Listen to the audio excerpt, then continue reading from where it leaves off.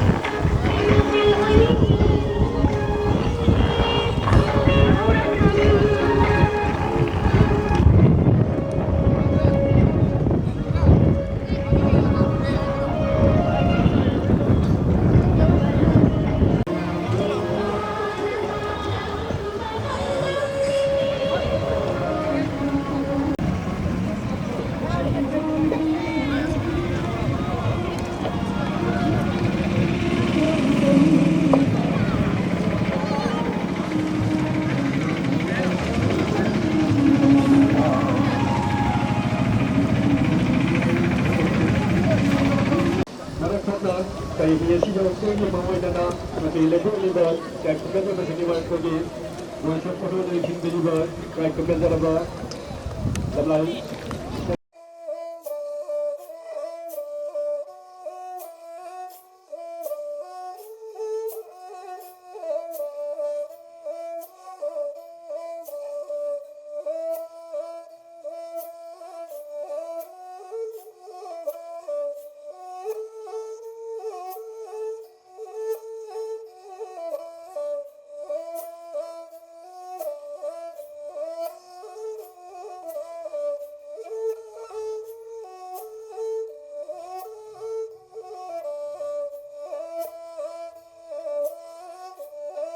ꯊꯣꯛꯏꯕ ꯊꯕꯛ ꯑꯁꯤ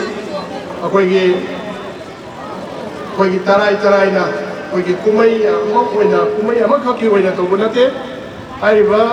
ꯍꯤꯌꯥꯡ ꯇꯥꯟꯅꯕ ꯍꯩꯀ꯭ꯔꯨ ꯍꯤꯗꯣꯡꯕ ꯍꯥꯏꯕꯁꯤ ꯌꯥꯝꯅ ꯉꯜꯂꯤꯉꯩꯒꯤ ꯃꯃꯥꯡ ꯑꯩꯈꯣꯏ AD 1834 ꯑꯗꯥꯏꯗ ꯑꯩꯈꯣꯏꯒꯤ ꯅꯤꯡꯊꯧ ꯏꯔꯦꯡꯕ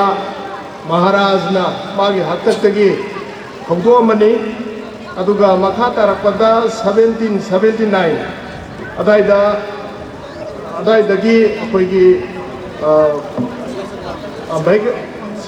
Baigal Chandra aduga maki makhura akoi jati amo oiba taragadi akoigi jati gi oiba akoigi inat chanabi ado akoigi lon dharma haibase akoi matam punota ngaptana thambagi tangai phadaba leiye maduna ne ba koi sarkala kadorise aduna ai samak sanaroye moina manipur gi mohot silaga bharat ki state mayam dagi lakpa mayam punna leiminadana akoi adugumba kaya thengare bharat ki mohot silaga muksatana prithvi gi leiba kaya gi naron singka punna leiminadana adumaina tawba matam sidaba hangar kadai se kai hangar kane dumo kari lam dagi no kadai dagi no noi religion kai no noi ki dharma kai no noi ki chanabi kai no noi ki mayak kai no se si hangar kane adu ki photo mayak sengda kan di akoi ki kare hani mapa mapu leitaba akoi pitar patapa haibodo adu tai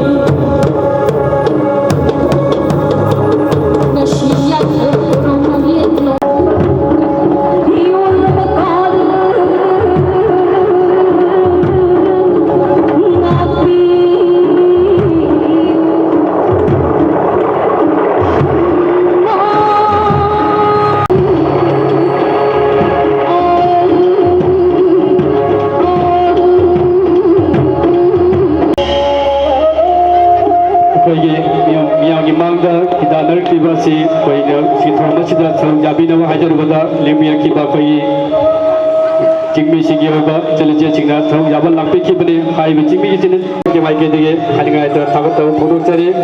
machi mathang da sem sadana lebego Ningthau Maharaja Laishamba Sana Jawba MP Raja Sabha Manipur Buhan Mamukta Dai Lengana lehorgada ba yirga lehorgada ba chahi cha kya lagi chahi lising kya lagi ko chana la kari ba haku homudi nobe nasi to jaga sing so ko lamla ki jaga sing khatta na tana to jaga sing so ko antok chabani aduna maruina ko ki ni to sana jawo so ko ki CD program se loi ba ko ki so ko da ko bana yo program le le man mo kan da ko wanga mo ni matan sai kitang tentang ne thamjane mo ne adu khadi ki hana na ana khadi ki nuwa jabri ngasi ko ki lamla ki ke do da ko ki CD oi ba han ba function yaw phangjo se ko haku hebongwa aluga mayam ne hena nang maru ya na kana ni ko ni se da yaw phangjo se hanga le tani ma aw ya se ma ai ganna ni pasanya ba tani ne ke hena thaga ni ai ko gidi ai department ki ko ki anganwadi workers ka social welfare department ki anganwadi workers mayam helpers mayam aluga ko CDPO na singlo mayam ma ko se ki mafam se ning bi ra kana ko ki thoram masibu ko thawbadi ki lo Rawi hadana pagi lagi baru sebelum deben sini proses wakana yang takiba masih lagi staff sini hanya lepas ada pembuat saya hari mana jadi pagi haku hidungwa lagi cahi cak ya lagi pagi landam masih di ningkau panbira meningkau hai pun mana pagi landam masih cahong naba natakan mahong naba hai dan lagi mau pakai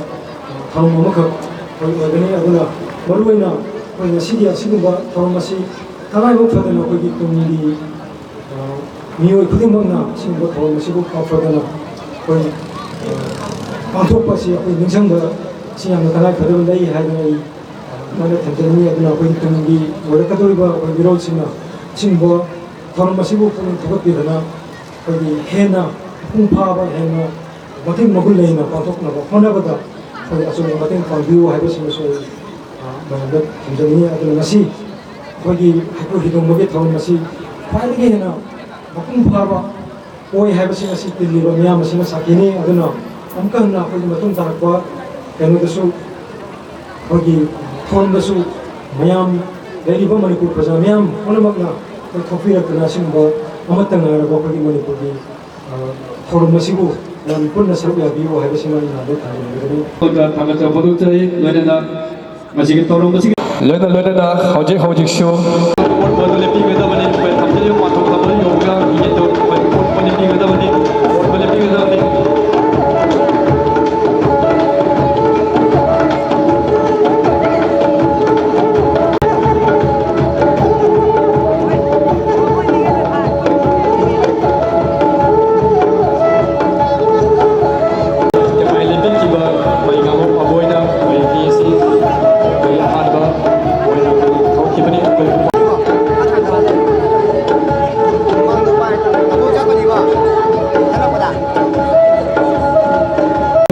Dakes Kaiber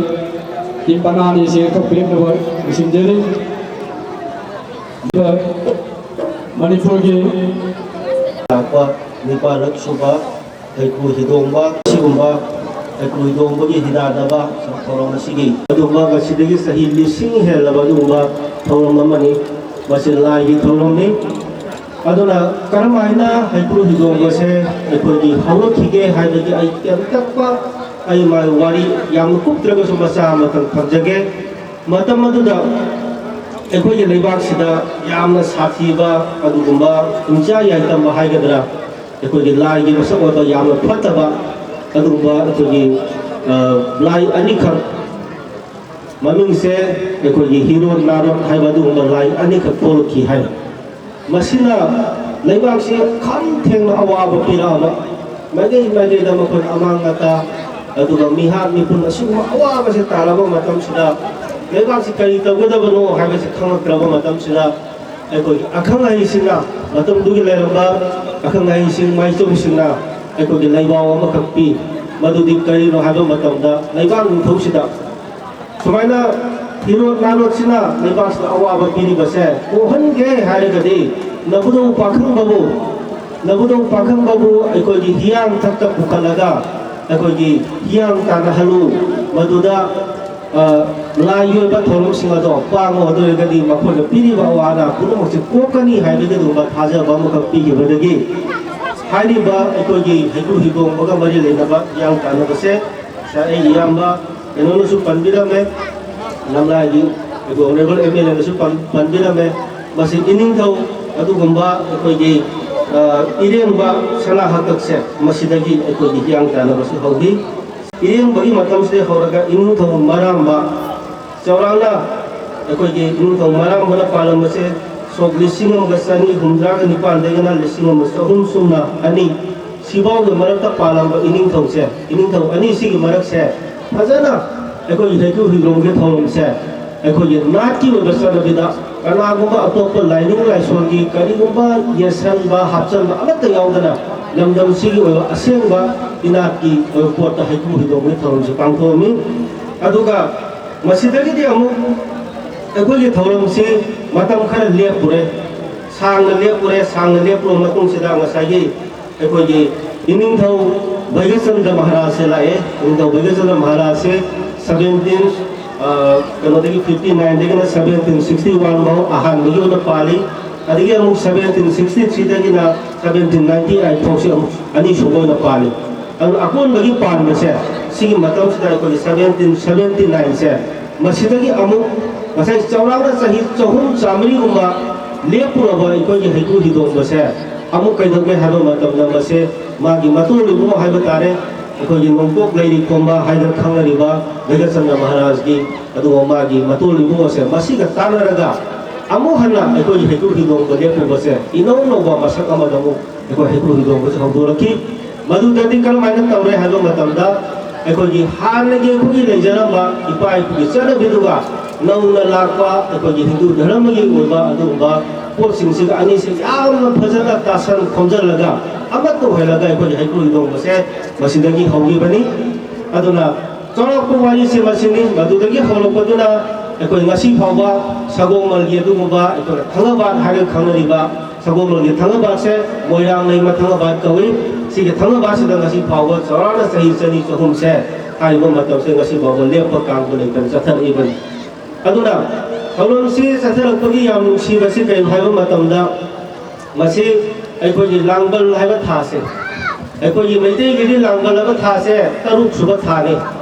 taruk suba tha si tara ma thoni pan ba ngasi se tara ma thoni langbal ge tara ma thoni pan bani aduga langbal ge tara ma thoni pan ba kari gi dam ta hiku hi dong mi bano ha bi su